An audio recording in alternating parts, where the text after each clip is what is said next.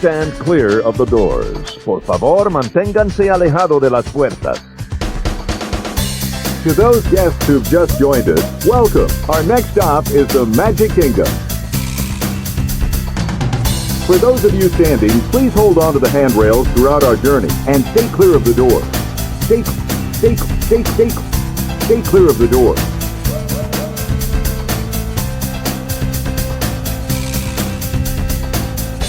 Ladies and gentlemen, we are approaching our station at the entrance to Main Street, USA.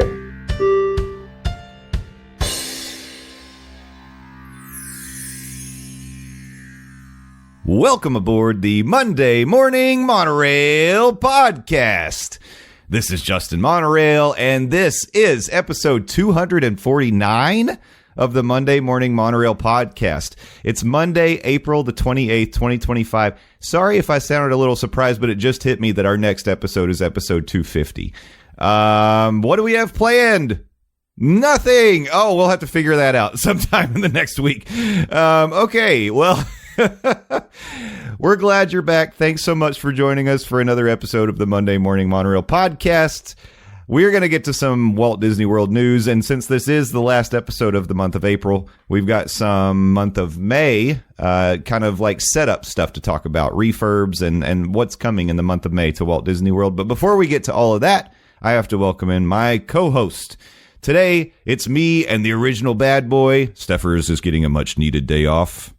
But we're going to hold it down like we do because we are the bad boys. It is Landon, the Doane. Landon, welcome back to the podcast. Hi, everybody. Coming in from the isolation station. Love it. It's me. It's the DOZ, Landon, the Doane. And it's a Monday morning. And you know what that means. And if you're playing along at home with your calendar, you know right now, if you're listening to the day this podcast drop, it is April. But if you go a couple days ahead, you know it's going to be May. So there you go. I did not have you pulling out it's going to be May on my bingo card today, but, you know. It is one of my favorite memes. So everybody go ahead and dust it off. It is time to use that beloved Justin Timberlake meme on social media because it, in fact, is going to be May. And for those of you who are... adults in our crowd, you know, one of the things you may be familiar with is the Jonathan Colton song, 1st of May. So yes. That means something else. Yeah. Which I could explain if you would like, Jay. No, let's not get into it. I'm just saying. Oh, okay. I'm saying to, you know, those of us who are, you know, old of the adult crowd, if you want to listen to that tune, it's a good one to put on.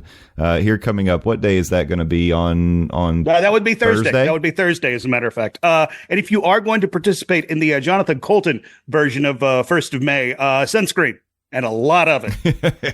That's right. And make sure you're at least 100 yards away from school. That would be my advice. But we are a family podcast here, so we won't get into too much of detail about that. Much to my chagrin. Do your own research.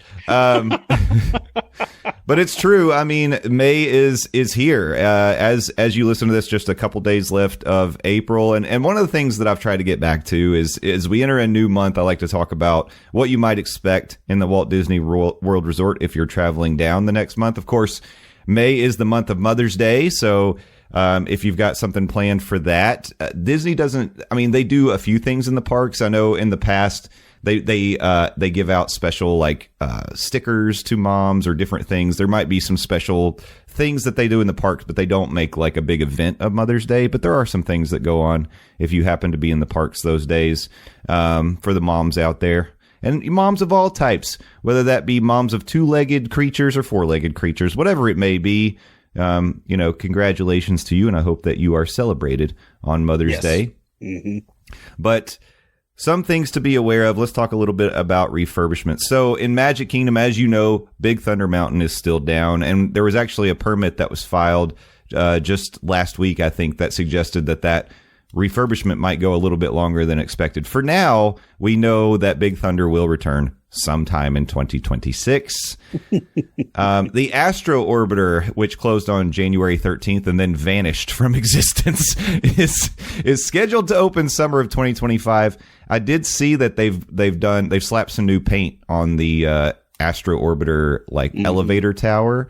And I think that my reading the tea leaves about what they might be doing to that attraction might be true, because it looks like they're sort of going with like a silver white color scheme, and that would match the rest of Tomorrowland, so it would sort of make sense. But when it comes back, of course, we'll be the first to let you know. Summer of 2025, we'll see when that comes back. Hall of Presidents still down. The only thing we know about that is it's supposed to open later this year. Kind of surprising. I'd love to go back after the last set of elections and figure out how long it took before the Hall of Presidents reopened following an election, but it seems like at this point in May we would know when it was going to come back. But who knows? Maybe that attraction is changing more than we expect, but we'll find out about that soon. Dumbo Q Indoor Playground, the attraction's open, but the indoor playground will be opening sometime. Actually, I guess I cut this off. But I've got spring. I'm assuming it's supposed to be spring 25, so sometime coming up soon. And then Buzz Lightyear Space Ranger Spin will close in August of this year. So not anything to worry about now, but just if you want to get your last rides in before it changes, make sure you do that before August 2025, and then it'll be upgraded and come back to us sometime in 2026. Yeah, get that high score of all 9s that still eludes me to this day. Yeah. As I've said, I've only gotten it once, and it was because the ride stopped in the Zurg room, and I was able to just... Wow. Okay, I was going to say that feels like cheating, but at the same time, that is one more time than I have ever achieved that elusive, as I said, all 9 high scores. I couldn't believe it. Even in that situation, I was surprised that I maxed my score out. But they did not give me the Galactic Hero or whatever. You're supposed to get like a sticker, I think, when you get that. Well, if you didn't get the sticker, Jay, did it actually happen? That's true. There's no way to prove it. Well, I wanted to remind everyone, as you know, we over in Hollywood Studios, we got some things that are closing forever. Coming up May the 10th, final day of operation for Mama Melrose Ristorante Italiano. And this is all preparing for the Monsters, Inc. Takeover of the Muppet Courtyard. You know, I wanted to remind you as well, we do have a little unofficial event on May the 16th. We're doing a Muppet Vision Marathon for those of you who can make it out. So I plan to get out there. That's a Friday. I plan to get out there around 10 a.m. And then just, you know, this isn't like a let's try to see how many times we can do it kind of day. This is a let's just go celebrate Muppet Vision. Maybe hit Baseline Tap House a few times and just have a good time. We're gonna raise money for my wedding, guys. That's what we're doing. We're gonna marathon ride Muppet Vision 3D. But Muppet Vision. Final day of operation is going to be June 7th. Yeah. Unless Kermit and the gang can put on one last show to save the Muppet. No, it's actually June 7th. June 7th. Yeah. But to Jay's point, Friday, May 16th is going to be a Monday morning, not marathon, but a Monday morning extravaganza, if you will. Just a marathon of Muppet Vision. How about that? We'll do it more times than I've ever done it in a day, which I think the most I've done it in one day would be twice. So if I beat that number, then we've achieved something, and I'll feel good about it. Okay, so you're going to go over twice on the ride, and I am going to set the over under 2.5 pairs of 3D glasses that go quote unquote missing by the end of your marathon. Ooh, Are we going to have any scallywags along with you for the ride? I don't know. I can neither confirm nor deny if I'm not saying you're a scallywag, Jay. I've been called you worse. are a scallywag, but not in that instance. I've been called worse. I don't steal things from the parks. Yeah, so and speaking of another 3D show that it's already closed now, if you haven't done it, it's over with. It's Tough to Be a Bug is now closed at Disney's Animal Kingdom as that gets wrecked, spiders. Changed over to Zootopia. Who knows what horrors will await us in Zootopia Better Zoogether. Yeah, the spiders are going to be the one leftover remnant from Stuff to Be a Bug. Outside the parks, a couple of water park updates. So on May the 1st, Blizzard Beach will be closing.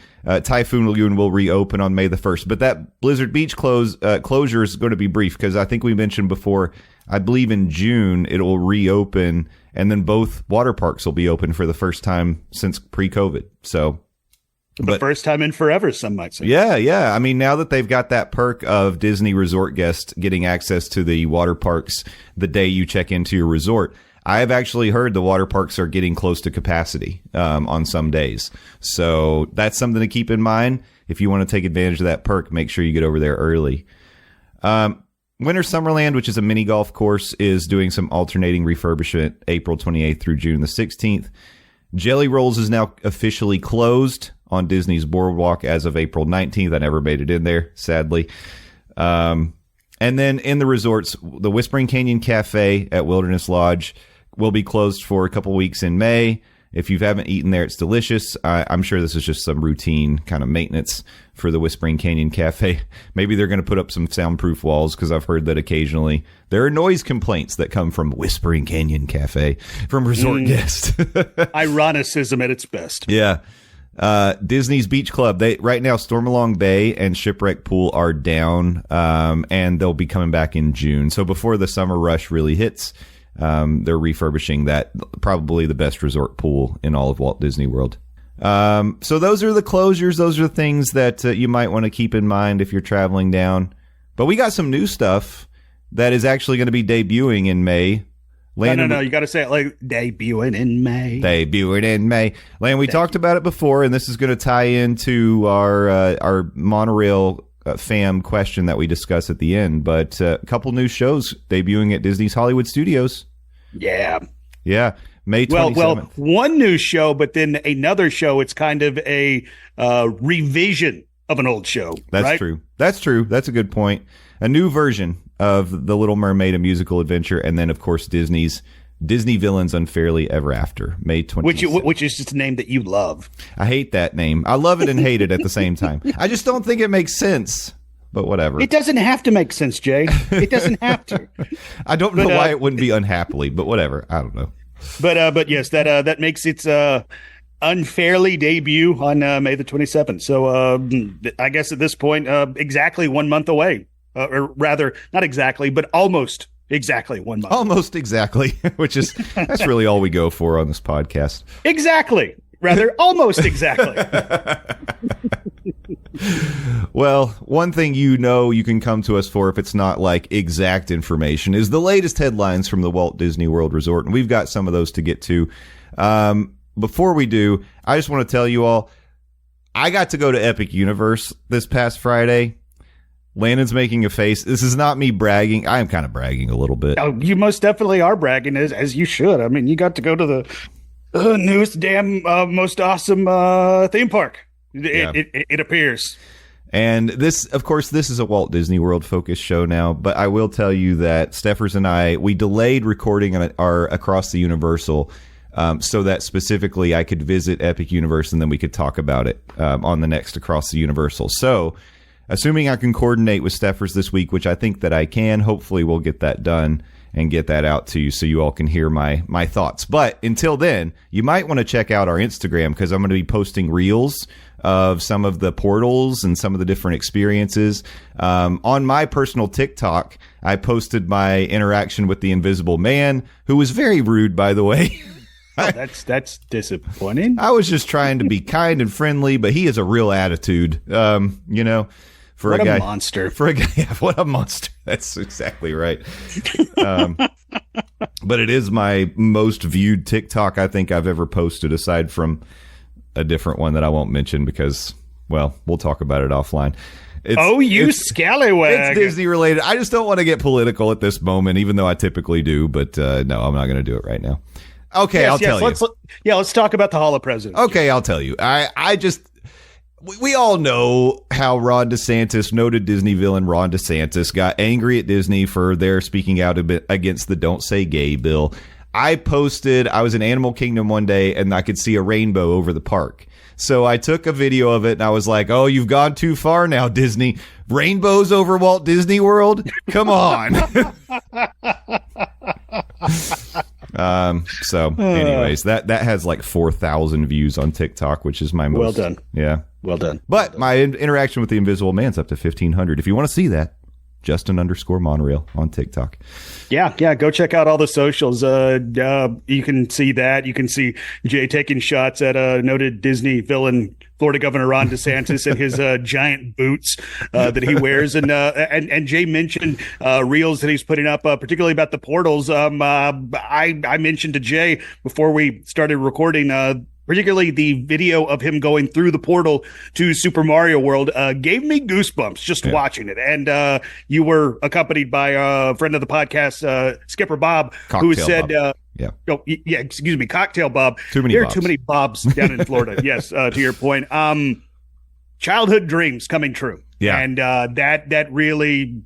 We're a Disney podcast, but damn, Universal, it seems like you knocked out of the park with this one. Yeah. Well done. More to come on that. And while we tease that, I think it's time to maybe put on our swimmies and dive right into the Walt Disney World news. Let's do it.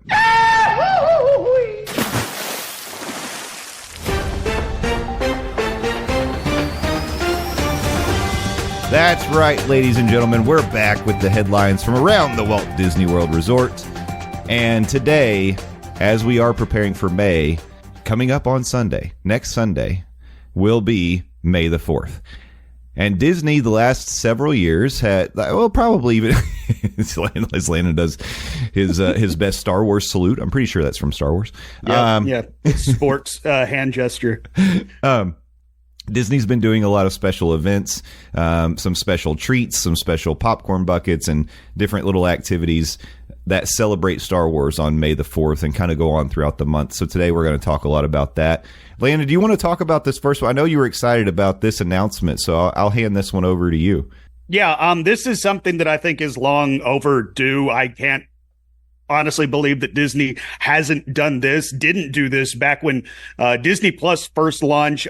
Disney is going to introduce a point of view for the Rise of the Resistance attraction and a Galaxy's Edge walkthrough coming on May the 4th, where Disney Plus viewers will be able to experience Star Wars Galaxy Edge with a special after-hours walkthrough of the immersive land to celebrate the 70 years of imagination and unforgettable storytelling at Disneyland by inviting you to journey through Star Wars Galaxy Edge. This immersive point of view experience invites you to explore Batuu after hours, where droids work diligently, heroes emerge, and the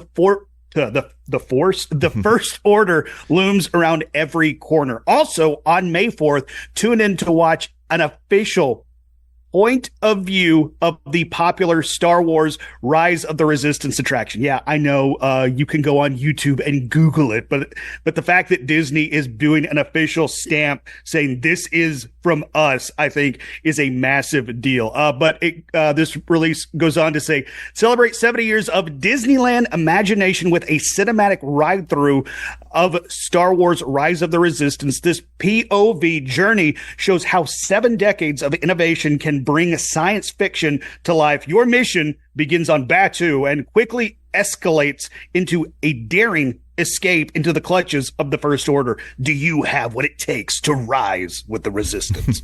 End quote. But I mean, yeah, I added commentary, as it were. You can go on YouTube, you can go on any corner of the internet and find ride-throughs of first-person point of views of any attraction, almost anything at Disney. But the fact that Disney is finally being like, this is an official Disney release. This is our POV. This is our video. This is what we are giving our blessing to. I think this is long overdue, and hopefully this is a sign of things to come when it comes to content that Disney is going to crank out. Would I prefer it to be Walt Disney World? Yeah, of course. But at the same time, I've never experienced the Disneyland version of Batuu, of Galaxy's Edge, of Rise of the Resistance. So this is something that I'll be able to go through my mind and be like, okay, let's see how the differences are. So I am excited to see it in that instance. But hopefully, if they're doing it for Disneyland, maybe they'll do it for Walt Disney World and Hollywood Studios. I particularly the Batuu experience. I mean, but I'm hoping that in a few years down the road, we're going to be able to have a full catalog of most, if not all, attractions of the in-park stuff, because I like Disney Plus, but it is severely lacking when it comes to in-park content. And that is something that I feel like Disney in-house could change. I'm not going to say overnight, because I know this stuff takes money and it takes production hours and man and woman hours to crank out. But this is something Disney could change if they wanted to. So I'm hoping Disney will see numbers when this drops on May the 4th, next Sunday, and they'd be like, okay, there is a demand for stuff like this. We need to give more of this. Yeah.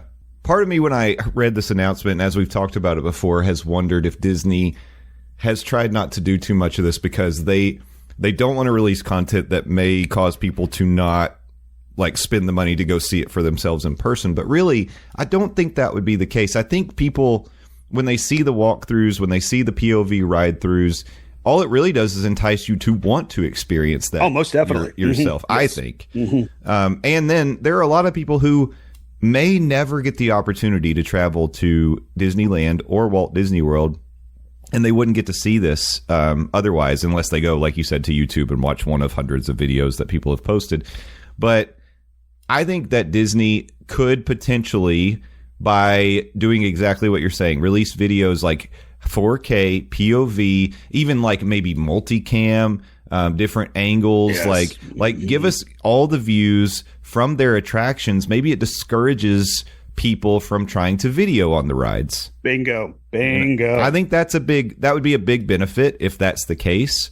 There's still going to be people who do it, but they could, I would say, Universal, on most of their attractions, they say like cameras are not allowed. You have to put your cameras away. That's like a big rule. Disney lets you do it.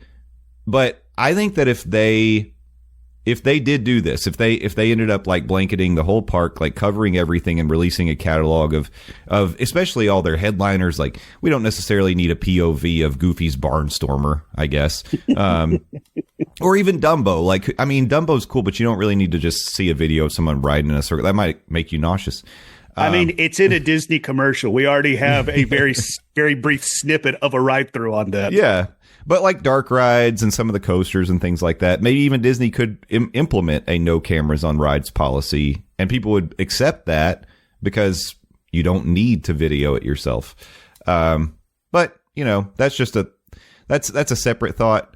Maybe this is just a Star Wars thing, but it could be the start of something. And I agree with you. I think it's a good thing overall. I do think right now it is, quote, just a Star Wars thing, because it is dropping on May 4th, and it is specifically Star Wars exclusive content. But again, like I said, I hope this is the start of a trend when it comes to Disney. Yeah. Because like I said, Disney Plus, for all its positives when it comes to the platform, I mean, you're the platform that has every episode of The Simpsons. So, I mean, in this household, there will be no Disney Plus slander. But when it comes to in-park content, in my opinion, it has always lacked that. Yeah.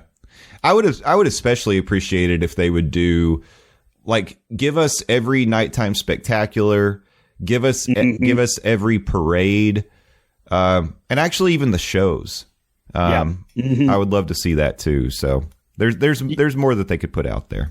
I mean, honestly, I would just love to be able to have like just a long shot of just Main Street USA. Yeah. Just like just set up a camera and just have it run for like an hour and give me the option to just put it on a loop. And I would run that in the background while I do my social media work from home. Yeah. Just atmosphere. Yeah. Yes. Would love that. That'd be great. And Disney could do it better than anybody else. Did you ever watch those sunrise over, like they did sunrise over Magic Kingdom? Yes. Mm-hmm. That was really good. I think they did Epcot and Animal Kingdom. I don't think they did a Hollywood Studios one. Don't think they did studios, but I definitely watched Magic Kingdom and Epcot. Yeah, they may not have done Animal Kingdom because it's been a while since I looked for it. But yeah, more stuff like that would be great. So get on it, Disney. It's right there. Come on, Disney. Yeah. I would even take a video of like just somebody hanging out in the Emporium. And that would entice you to go into the Emporium and buy stuff. Yeah. You would have to digitally exit through the gift shop. Oh, that would... No, let's not give them any ideas. No, they already have that. If you remember in later seasons of The Mandalorian, it would give you the option before you would get into episodes, be like, buy exclusive Mandalorian merchandise. Yeah. Yeah, that's true. Hey, speaking of The Mandalorian, that's a good segue into this next article. So we've talked about Smugglers Run in the past. A couple of weaknesses that we have all mentioned on the show is that, number one, the mission is always the same on an attraction that feels like it could be different every time you ride it. And then the other thing is the engineer role is very, very lacking. Well, Disney is taking steps to address both of those things. So previously we mentioned that coming in 2026, there will be new locations that you can visit on Smugglers Run. So the updates include Tatooine, Bespin, and Endor. And now we have a fourth location that's been announced, taking you to the bustling city planet of Coruscant. Starting May 22nd, 2026 at Walt Disney World Resort and Disneyland Resort, Millennium Falcon Smugglers Run will allow guests to control the iconic ship like never before. For the first time ever, the crew will be in control of their own destiny, leading to potential adventures on Bespin, the wreckage of the second Death Star around Endor, or just announced bustling city of Coruscant. Another new gameplay addition allows the engineer position to communicate with Grogu during the mission. So the Disney announcement goes on to say, we're so excited that these updates debut on the same day as Lucasfilm's upcoming title, The Mandalorian and Grogu. However, the attraction storyline will follow a different path. In this new thrilling storyline, Hondo Ohnaka has gotten wind of a deal going down on Tatooine between ex-Imperial officers and a band of pirates. There's a generous bounty for their capture, so you'll borrow the iconic ship and team up with Mando and Grogu to track them down and explore the galaxy. Pretty cool, yeah. And the Mandalorian. Yeah. So I read another article that mentioned that you would be able to, like, the engineer not just interact, but sort of like take care of Grogu. That's part of your responsibilities as the engineer on the ship. So again, you've got three roles that you could be on the ship: the pilot, the gunner, or the engineer. The engineer sits in the far back, and up to this point is kind of a boring role. On the ship. No. Jay's underselling it. Up until this point, the engineer sucks. It's the worst, for sure. I mean, the worst. Like, okay, your options are fly the Millennium Falcon, shoot down TIE fighters, or repair the ship by pressing flashing buttons. I mean, yeah. It's pretty much buttons a no-brainer. And not look out of the cockpit of the Millennium Daggone Falcon. Yeah. I got stuck. Me and Smoking Hot Fiance got stuck being engineers on our last trip down there, and I made a very not friendly hand gesture when we had to snap our seat belts in. It's like, God bleep it! Why? Yeah, we burned a fast pass for this, and we're engineers. Yeah, very disappointing. But hopefully, I don't know, like, at least this adds a little something to it. And I also love the variability. Now, this is something we talked about with Star Tours. You never know where you're going to go. The ride can be different every time, so you're getting that re-rideability. And that ride, you don't have to worry about it. You just get to focus on the experience, and it's always fun. You don't have any part in, like, making sure the ship doesn't crash. It's going to crash probably, but you have no control over that. Smugglers Run, you had responsibility, and it was like always the same mission. So again, this is great additions, and I think that it takes it up several notches in terms of, like, will I want to ride it, and what will the rideability be on any re-rideability be on any most definitely most definitely. I mean, this goes from something, I mean, I just made reference, we wrote it the last time we were down there, but that we only booked it because we were able to get a fast pass, and we needed something to put into our fast pass queue. If we had to stand in line, if we had to do single rider, we probably wouldn't have done Smugglers Run. If this had been implemented with the Mando and Grogu upgrade, we most definitely would have. Yeah.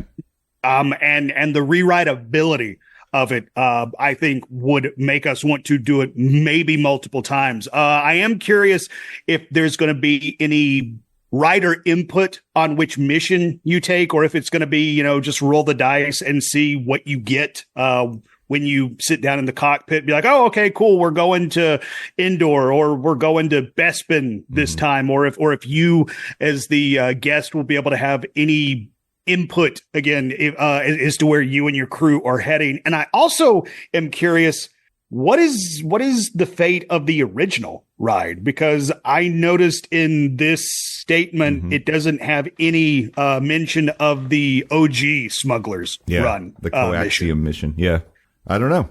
That's a great question. It almost seems like that just won't exist anymore.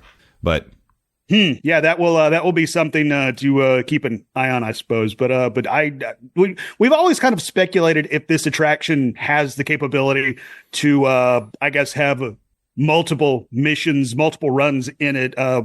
Ever since it opened, and you name checked Star Tours, and we've always kind of pointed at that, be more like Star Tours, and I'm glad that they are taking a page from the Star Tours playbook, and I'm just glad they're doing something with the engineer role, because the engineer role is the worst. Like I mentioned, like I fast passed on it and got engineer role, and I felt like that was a bad beat.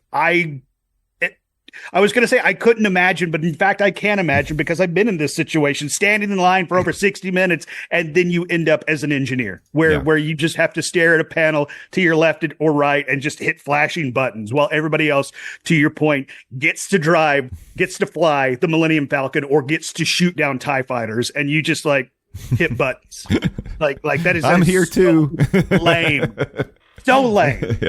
Yeah. So good stuff from Disney. I think this is, we've talked before about listening to guest feedback. I think this is a direct response to that, because we weren't the only ones who felt this way about that ride. And this is definitely helpful. I will say, as long as you don't go through single rider, when you get up to the cast member who asks you how many people are in your party, you can request to be pilots if you want to. Now, it may not always be granted, but you can request it. And I've done it in the past, and they've said, okay, and they'll hold us back and let other people go so we can be pilots.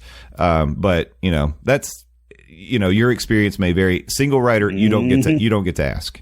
No. And to Jay's point, requests are just that, requests, and they're not always granted. And I'll just leave it at that. Landon, you hate Disney. Admit it.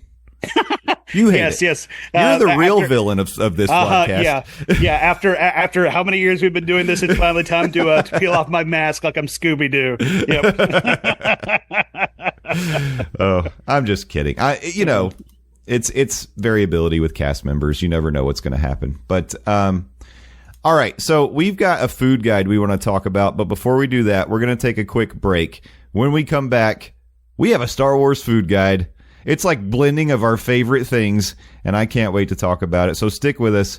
We will be right back.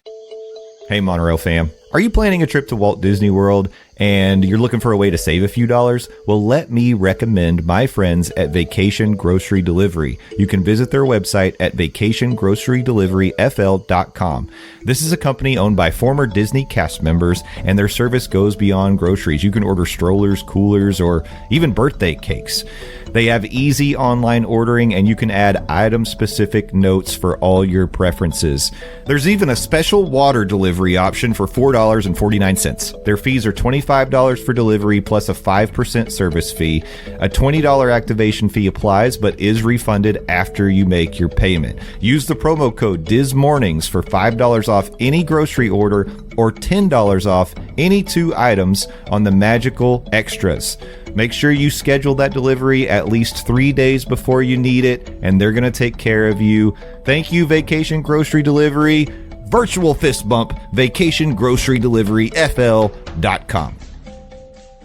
Welcome back to the Monorail. It's Justin Monorail. It's Landon the Doane, and we're back because we want to talk about tasty treats. Yeah, we do. More importantly, galactic tasty treats. In our taste buds in a galaxy far, far away. That sounded weird. I apologize. I loved it. I thought it was great. Perfect. All right. Then I don't apologize. I take back my apology, Jason. Okay. Well, I'm pulling up the Disney Parks blog article here, and this is by a contributor called Juan Lugo. And we're just going to say exactly what he said. This cheesy intro he's got here. Set your coordinates to Disney Parks and kick it into hyperdrive because May the 4th is almost here. And okay, I have nothing to apologize for.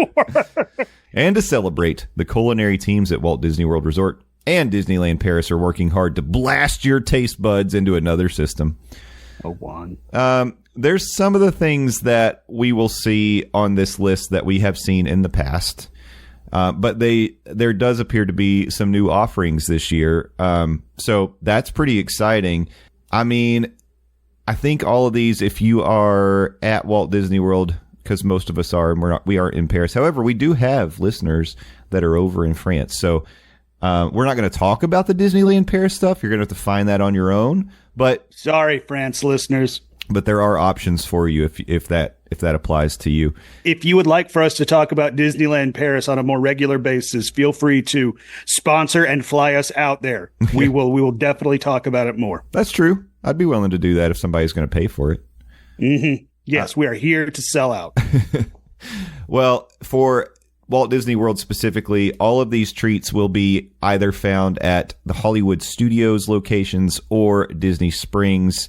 I'm just going to say one of the things that immediately jumps out to me is that Oga's Cantina is going to have a new drink in a brand new souvenir mug. Ooh, yeah, it is. And it looks great.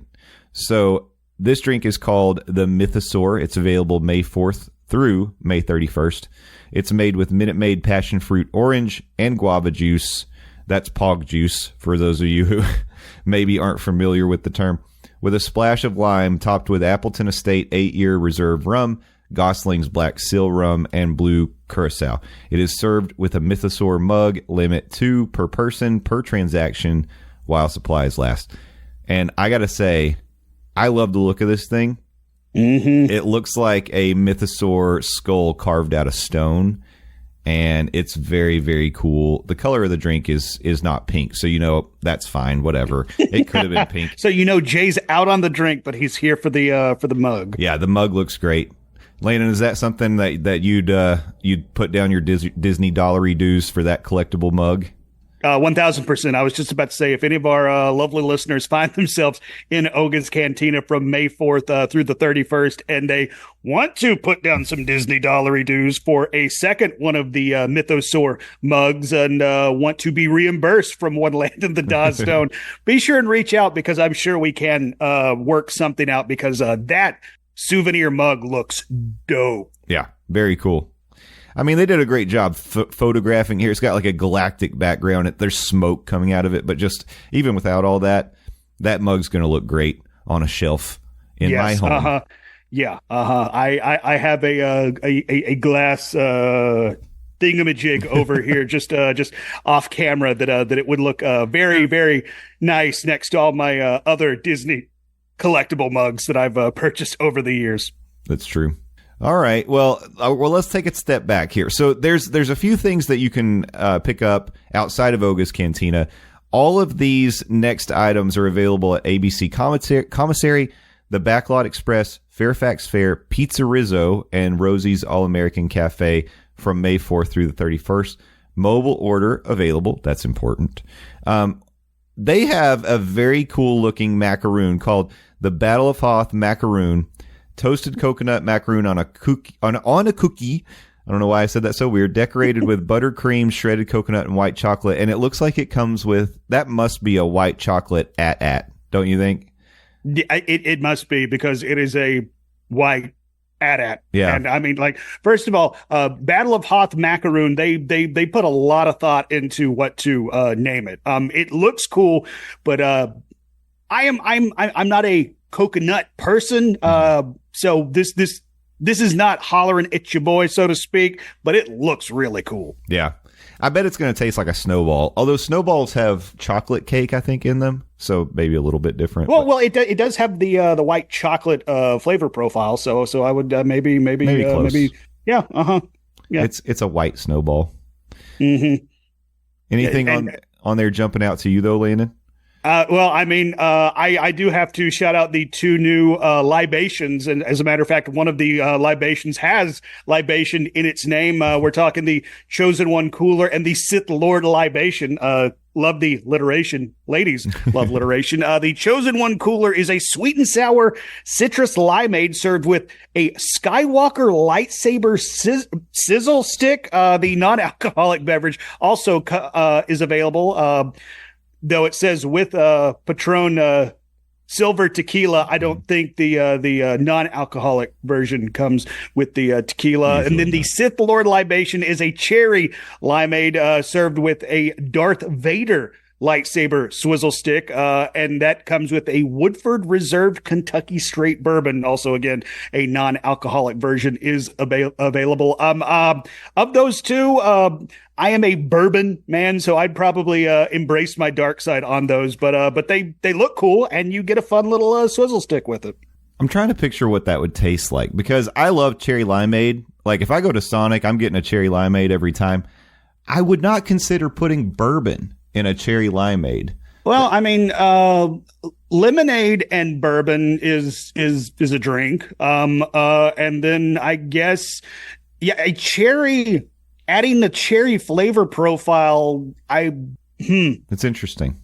Yeah. That, I mean, I'm not going to turn it down, but No, I'll try it for sure. But yeah, it's like that is an interesting combination with them adding the cherry aspect of it, because again, like I said, it's like lemonade and bourbon, lemonade and whiskey. That is a Southern drink, y'all. But yeah, adding the cherry aspect to that. Interesting. Very interesting. Indeed. But also shout out to the Wookiee cookie. It doesn't need to be May the 4th or the month of May to have a good ass Wookiee cookie. That is a solid snack anytime you're at Hollywood Studios. Yeah, I'm going to have to get one this year. I've never actually gotten a Wookiee cookie, but I love. Yeah, I know. 2 oatmeal cookies with vanilla cream filling garnished with a milk chocolate sash. Disney, that's called a bandolier. That's not a sash. Let's get it right. Get it right, please, as I push. Oh boy, I really hope somebody was fired for that blunder. But between the two, I got to say, I think between the two, even though I would much prefer, I like the red lightsaber, I think I'd go with the Chosen One cooler if I could only pick one. The sweet and sour citrus limeade with the Patron Silver, I bet that basically tastes like a margarita, I would imagine. Yeah. Yeah, I mean, it's a Star Wars margarita. Yeah. So that sounds good to me. I'm not going to turn down a marg. And the picture, again, they've done a great job with the pictures. Those swizzle sticks. So imagine, you think that's what, like a 12-ounce cup that's in? And then the lightsaber, if that's true, the lightsaber is actually pretty large for a swizzle stick. If those are 12 ounces, maybe it's 8. I don't know. See, yeah. I think it's closer to 8. If it, just knowing how Disney serves and distributes their cocktails. Yeah. Either way, they look really cool. They light up. They'll make your drink glow, and we all love light up things. And those are available while supplies last. Of course.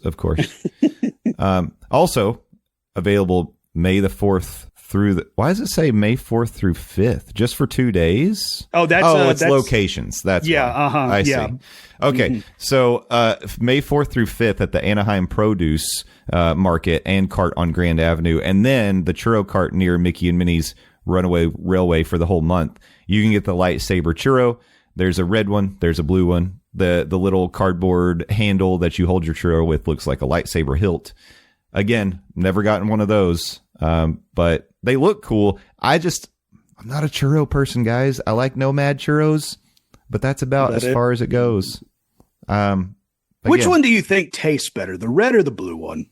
I don't know if they have different taste. I don't think they do either. I was just I mean, sometimes I will say I like the color of food sometimes does influence the taste in my mind. Just it's like a mental thing, I know. But the red one actually tastes like blue. I read on. Oh, okay. Yeah. Yeah. It's a Jedi mind trick right there. That one. I think if I'm going to pick one, I'm going red though. I think I'd go red with that one. Good. Embrace the dark side. Yeah, and that comes with chocolate sauce, of course. Docking Bay 7, one of my favorite quick service locations. Always a good choice. They've got a couple things you can get. There's a mithril orb, which is a crystal blue raspberry orb served with a tart pineapple passion fruit sauce and crunchy streusel. And then there's sliced Eope wrap, pork loin, gabagool. You get gabagool on this one. It's Space Gabagool. Space Gabagool. Oh, Spiced broccoli rabe, provolone and red pepper mule sauce wrapped in pita bread, drizzled with herb aioli and served with yuca fries. I'm not a yuca fry fan. I would try that though. I love a gabagool. Give me that space gabagool. and they got broccoli rabe. Wow. Yeah. That guy rules. Yeah. You're gonna have to get Skipper Bob and Cocktail Bob and theme park Rob to go see broccoli Rob. Get some broccoli Rob. Yeah. Maybe he can join the Council of the Bobs. He'll be inducted. Yeah. Broccoli Rob, welcome to the Council of the Bobs. But again, echoing something you said earlier, they did a great job on the pictures, particularly the mithril orb. It's like if I ordered it sounds okay, but if I ordered it, I don't know if I would want to eat it because it just looks so dang cool. Like, yeah. Look at this one. I wonder, I guess maybe those are different flavors. It looks like there's a blue tart dessert you can get at, in Pandora at why can't I think of it? Satuli Canteen. They have a blue raspberry tart, I think. It's a similar thing. I don't know. They may just be copy and pasting, but that's okay. Crunch. At least with this one, you get crunchy streusel. Your boy does love a crunchy streusel. Well, if that's the case, maybe you'll be interested. This has nothing to do with streusel. If you want to visit the milk stand near Star Wars Rise of the Resistance, why would I do that? Everybody knows that the milk sucks. Or the cart near the milk stand. Cart near milk stand. Available May 4th through the 31st. Is that the name of it? Cart near milk stand? That's what it says on this. I'm just reading it as it's written, folks. Cart near milk stand. Does that come up on your bank statement when you're looking at your purchases over your Disney trip? It's like, all right, the Emporium. We went to Skipper Canteen. Yes, cart near milk stand. Yes, I remember. Yeah, we purchased stuff from there too. I don't know what the heck they're talking about. It's the cart near milk stand. Duh, it's right there in the name. Whatever. Well, if you can find it, you could get yourself some Kessel Run rations, which is flaky pretzel croissants sprinkled with smoky sea salt and served with caramel chocolate sauce. Only available at Milk Stand. So not cart near milk stand. And no, not cart near. Only available. Well, both. I don't understand. I really don't get it. Just go ask people where the Kessel Run rations are, I guess. Say, I'm new here. It doesn't sound like a bad snack. Croissants are good. Yeah. Mm-hmm. A salty croissant with caramel chocolate sauce. Oh, yeah. I'd do that for sure. I can get behind that. Yeah. Mm-hmm. That's a new thing. Now, if you do find your way to Milk Stand or cart near Milk Stand, they also have a mossberry biscuit that this is not new. They had it last year, I guess. Biscuit topped with ube and matcha icing, ube micro sponge cakes, sprinkles, and dehydrated blueberries. I went to an ice cream shop last night that had very interesting flavors, and I ended up getting an ube cheesecake ice cream, and it was so good. It was delicious. So I don't know if you're a fan of ube, Landon, but it's a nice. I feel like it's a nice it's not vanilla, but I'm saying it's like a down the middle sort of an ice cream or a sweet flavor. I think I tried ube once before and wasn't overwhelmed by it. So yeah, I mean, it's not going to overwhelm you.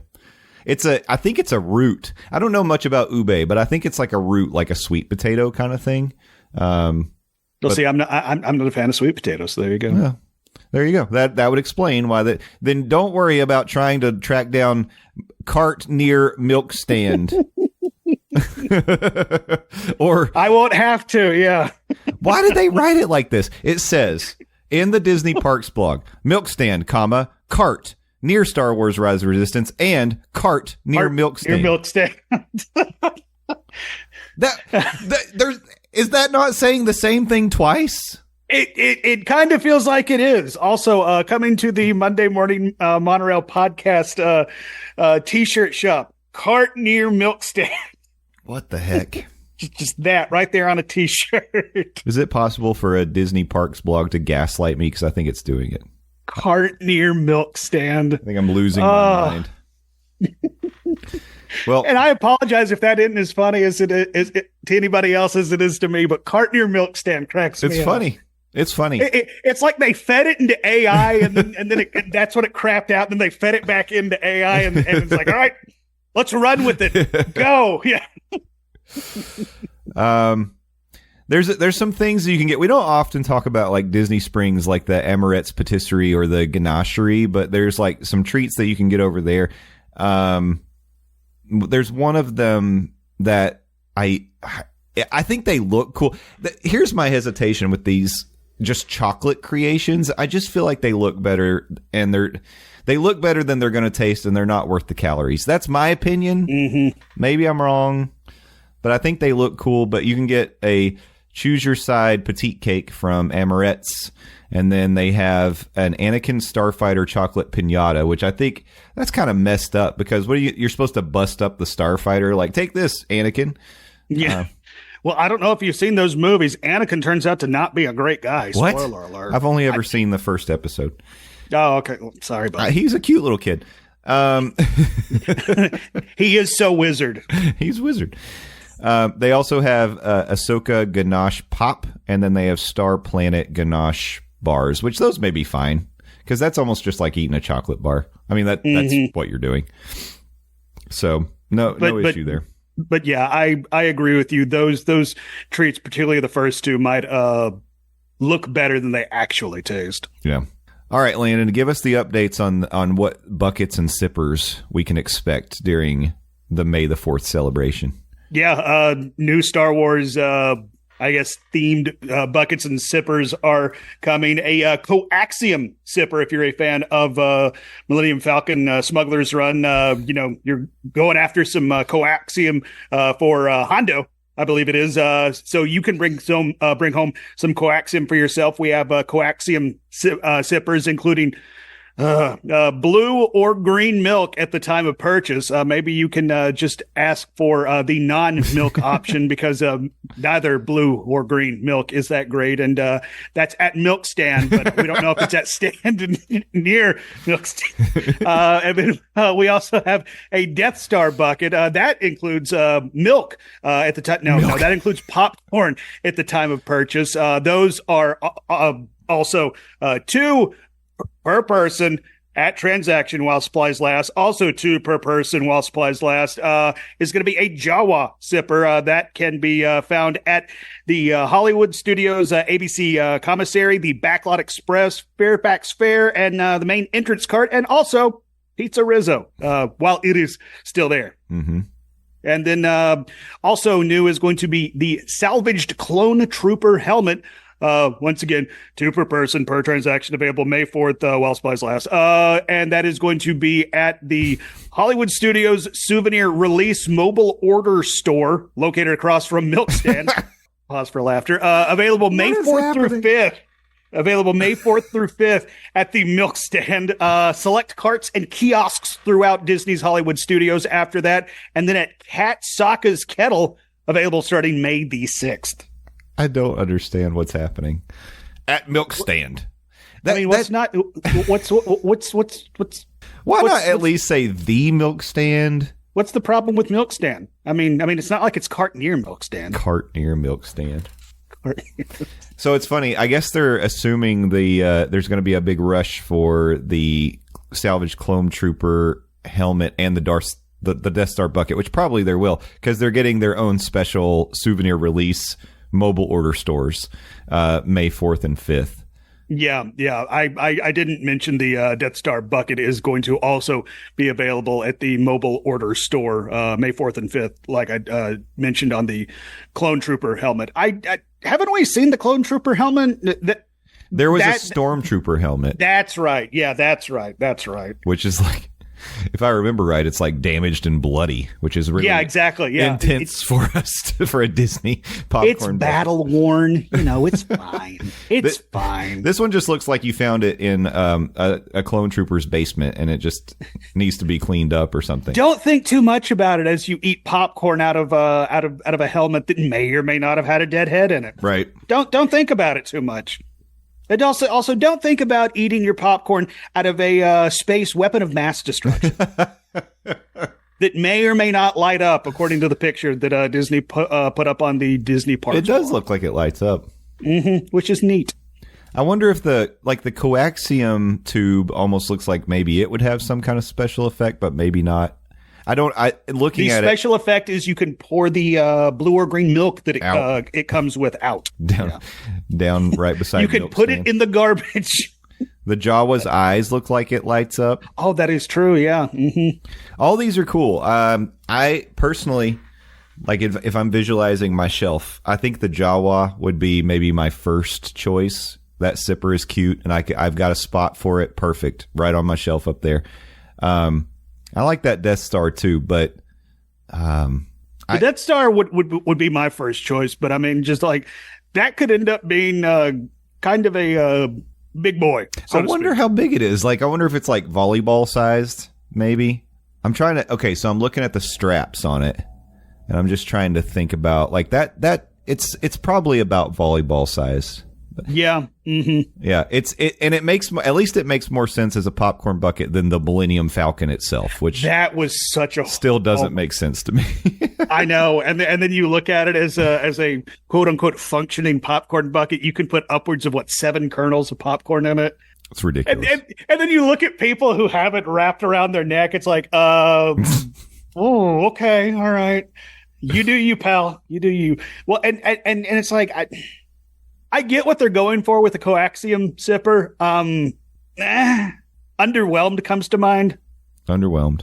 Yeah, that one to me, I mean, it just looks like a water bottle with, it's just a stylized bottle. Yeah. And I'm not such a big fan of like the prequels or the Clone Wars or anything that I would, go crazy for a Clone Trooper helmet, but I could see people being really into that. But yeah, for me, that Jawa and the Death Star catch my eye. So I don't know. We'll see. I'm not gonna go stand in hour-long lines, and I'm not gonna fight people for these things. But if I can get my hands on that doesn't sound good. If I can manage to get a Jawa while supplies last, maybe I'll do that. We'll see. So you're saying you're not gonna take a stroller and load it up with Jawas and Death Stars? Probably not. Not this time. Not this time. All right. Cool. Yeah. Oh, and the coaxium sipper is available at Milk Stand. At Milk Stand, again. Not cart near Milk Stand.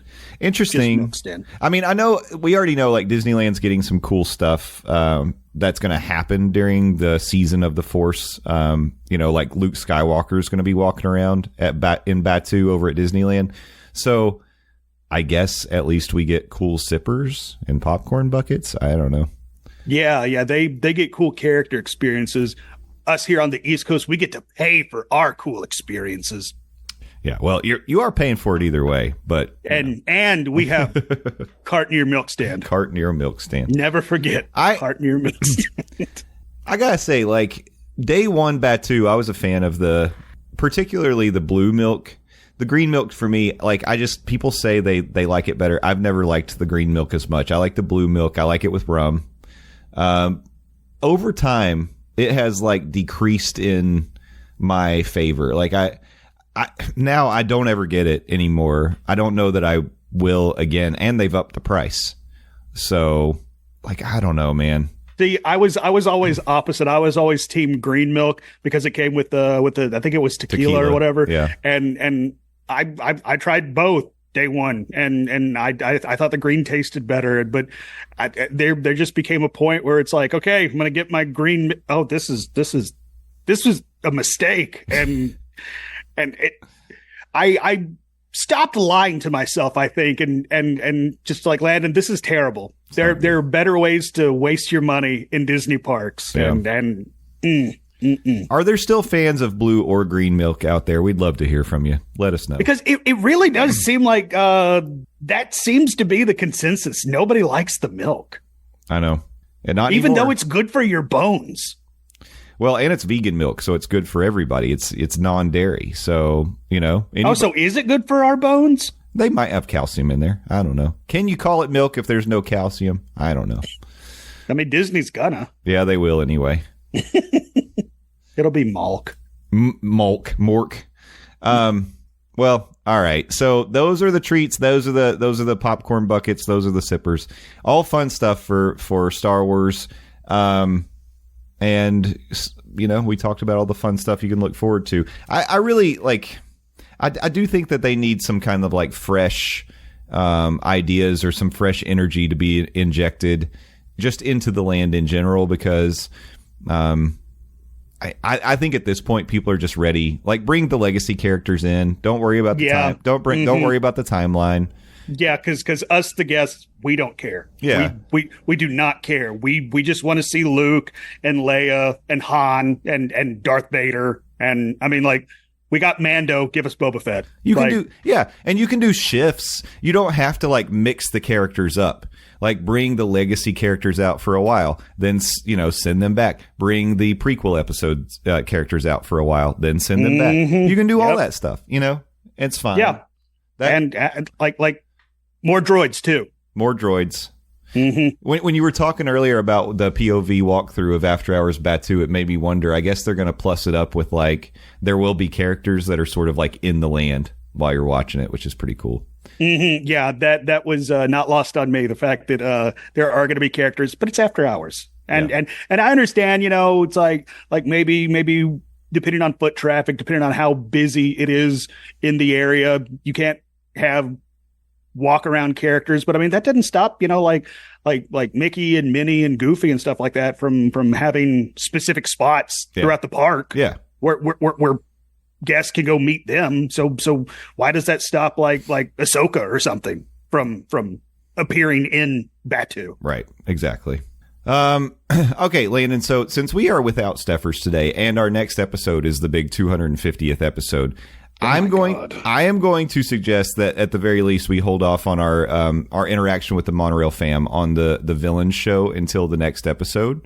We'll bring those responses because it involves Steffers too. Because one of the things I threw out as a twist to the question is, if you're going to suggest 3 villains host the show, then you have to tell us which one is Steffers, which one's Landon, and which one is me.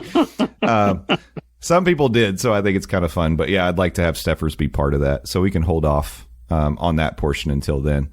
Okay. But anything else you wanted to discuss before we wrap up today's episode? Anything we missed? I think we covered most of the good stuff. Just that somebody needs to get me that Mythosaur mug from Oga's Canteen. Yeah. I will pay you for it.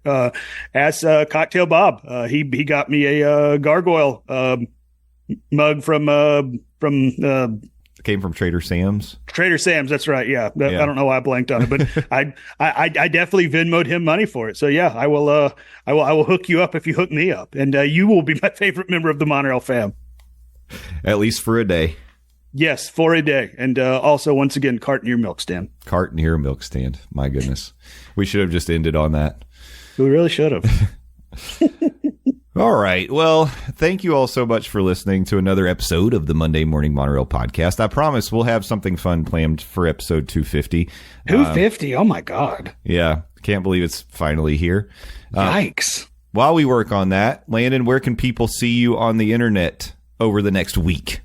THEDOZ, Landon on Blue Ski, Landon Doane. I'm the best, Landon Doane, not the rest. That's my fun little corner of the internet. The real world is terrible, and it's constantly on fire, and it is terrifying you and me all the time. But we're trying to make the real world a little bit less awful. That's where I post about fun stuff like comic books, movies, TV shows, wrestling, magic cards. Go see Sinners. Sinners is one of the best movies I've seen in a long time. I went and saw a Minecraft movie a couple days ago. That was fun. That was a lot of fun. And I don't know a whole lot about Minecraft, but that was a fun movie. There are good movies out. So go see a movie that will make the real world a little bit less terrible. But go see Sinners. Sinners is incredible. And I also appear on the Phil Show, News Talk 98.7 WOKI radio station locally here in Knoxville, Tennessee, streaming 6 to 10 a.m.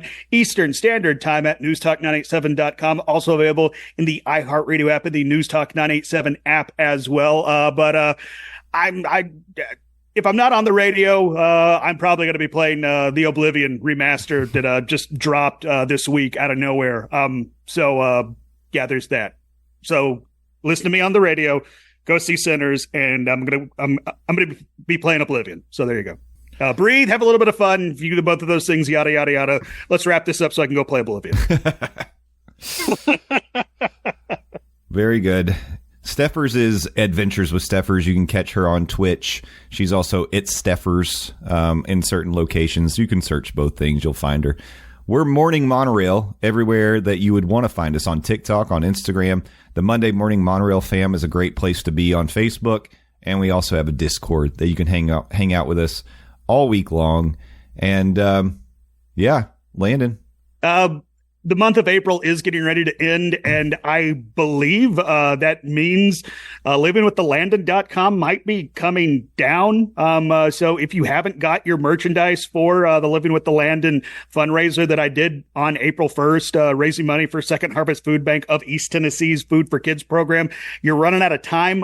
We raised over $7,500 for the Food for Kids program for Second Harvest Food Bank for my 40th birthday, or as Smoking Hot Fiance calls it, the proposal where she got merchandise. She likes that joke. Head over to livingwiththelandon.com. Any costs or any money raised past costs of merchandise still goes to Second Harvest. And if you pledged money for Second Harvest and have yet to make your pledge to Second Harvest, please do so. You should have gotten an email. If you haven't gotten an email for some reason, please reach out to us, me, Jay Steffers, and we will help you help out Second Harvest.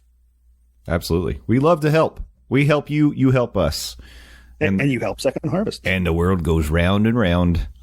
Cart near milk stand. That's where you can find us when we're not here. But you know what? You can find us right back in this spot next week for episode 250. Thank you so much for being part of the Monorail fam. You are the best in the biz, and we love doing it, and we love hanging out with you all right here on the Monday Morning Monorail podcast.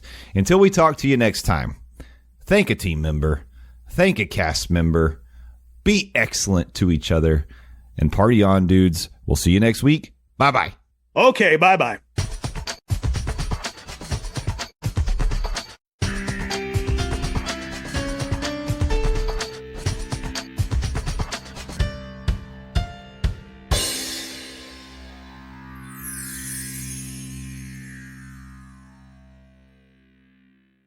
The Monday Morning Monorail podcast is part of the Diz Mornings Network. Visit DizMornings.com for Walt Disney World news, rumors, trip planning advice, and our blog. You can also visit our merch shop and look good when you're traveling to the parks.